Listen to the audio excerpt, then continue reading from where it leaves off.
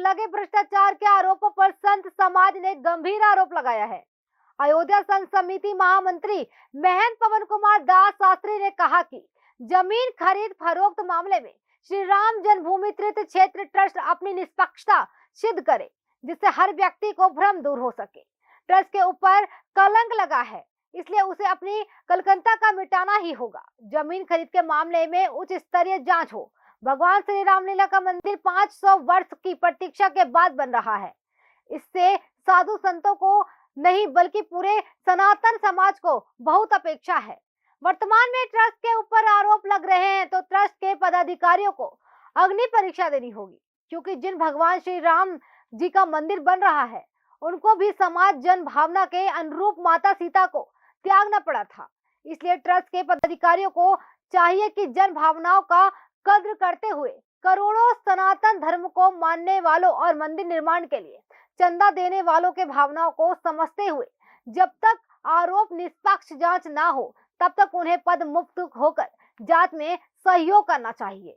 देखिए इस रिपोर्ट में। जो आरोप लगा है वह जिनके ऊपर लगा है उनके लिए भी मैंने ये मांग किया है, ये अयोध्यावासी होने के नाते मांग किया है और ये आम अयोध्यावासियों की आवाज है। जब सुनते सुनते हम लोगों को का कान पक गया है, जब ये लगने लगा है कि अब अयोध्या की गौरव गरिमा पर बहुत बड़ी ठेस पहुंच रही है, आंच पहुंच रही है, जहां पर हम लोगों ने एक सुंदर राम राज्य की परिकल्पना की थी, श्री राम जी के भव्य मंदिर के निर्माण की कल्पना की थी, जिस निर्माण से राष्ट्र का निर्माण होना है, राष्ट्र का मंगल होना है, उसके ऊपर जब आक्षेप आया है तो स्पष्ट रूप से मैं यही मांग कर रहा हूं, तीर्थ क्षेत्र ट्रस्ट के ऊपर अगर ये आरोप लगा है तो किसी जांच सरकारी जांच कैसे चलती है, सब लोग अब भारतवर्ष के लोगों को जानने की कमी नहीं है। सरकारी जांच कैसे चलती है और कब कब वो फाइलें कहां रुकती हैं और कब आकर के प्रकट होती है।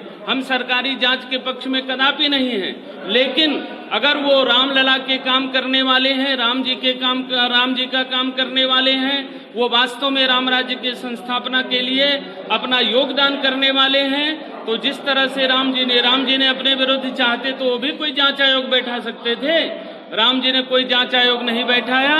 जिस तरह से जनता में विश्वास उत्पन्न हो, निष्पक्षता और निष्कलंकता साबित करनी हो, और सबसे अंतिम उन्होंने अपनी अग्नि परीक्षा जो है वह देकर के यह सिद्ध किया कि मैं वास्तव में निष्पक्ष हूँ, निष्कलंक हूँ। अगर आवश्यकता पड़ती हमारी यही है कि तीर्थ क्षेत्र ट्रस्ट के जिन लोगों के ऊपर, संपूर्ण ट्रस्ट के ऊपर आरोप नहीं है, कतिपय सदस्य और पदाधिकारियों के ऊपर आरोप है, तो मेरा यह मानना है, मैंने पहले भी स्पष्ट रूप से कहा है कि अगर निष्पक्षता को, निष्कलंकता को साबित करने के लिए राम जी ने अपनी पत्नी का त्याग किया तो ये लोग अपने पद का भी त्याग कर सकते हैं और अपनी निष्पक्षता, निष्कलंकता साबित कर सकते हैं। वो ऐसा करके बताएं।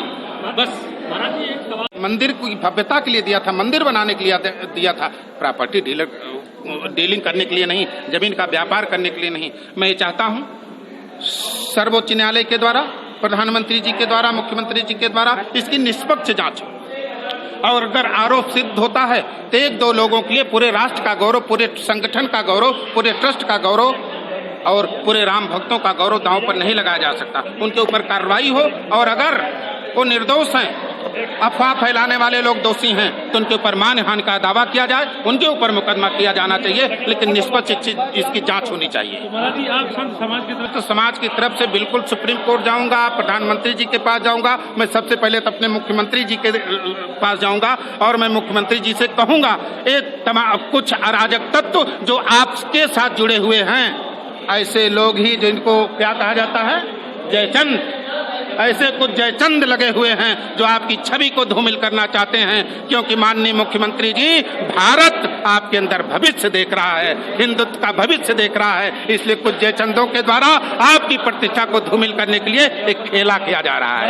इस खेला का पर्दाफाश होना चाहिए। का साधन आप हैं, आपके माध्यम से अगर सारा समाचार जनता सुनती है तो जनता भी सुने कि राम भक्तों के साथ जो अत्याचार हुआ है, पापाचार हुआ है, जिन लोगों ने भ्रष्टाचार किया है, उनके भावनाओं का अपहरण है, ये धन का आहरण नहीं, ये राम भक्तों के दान के द्वारा दिया गया उनकी श्रद्धा का अपहरण किया जा रहा है।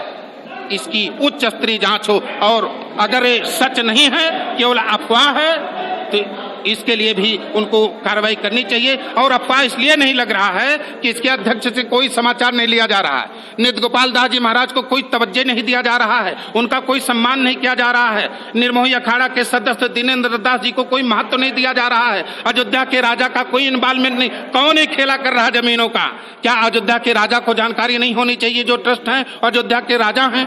क्या नित्य गोपाल दास जी महाराज अध्यक्ष को कोई संज्ञान नहीं होना चाहिए, कोई प्रस्ताव नहीं होना चाहिए? लेकिन मैंने मीडिया में सुना इन महापुरुषों का कि हमसे कोई राय नहीं ली जा रही है, हमसे पूछा नहीं जा रहा। एक कौन है अयोध्या का जो मालिक बन करके नया विक्रमादित्य बनना चाहता है और इतिहास बदलने की कोशिश कर रहा है, संतों का अनादर करके, संतों का अपमान करके? इस पर सुप्रीम कोर्ट को और प्रधानमंत्री जी को गहन चिंतन, बैठक और इसकी समीक्षा और जांच करवानी चाहिए।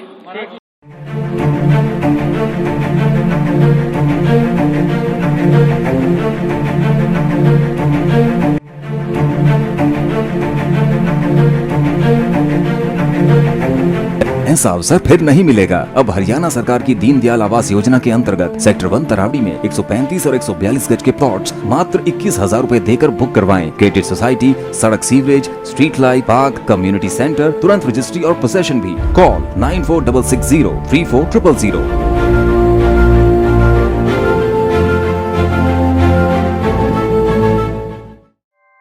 ऐसे ही लेटेस्ट खबरें पाने के लिए बेल आइकन को क्लिक कर हमारे चैनल को लाइक, शेयर एंड सब्सक्राइब करें। धन्यवाद।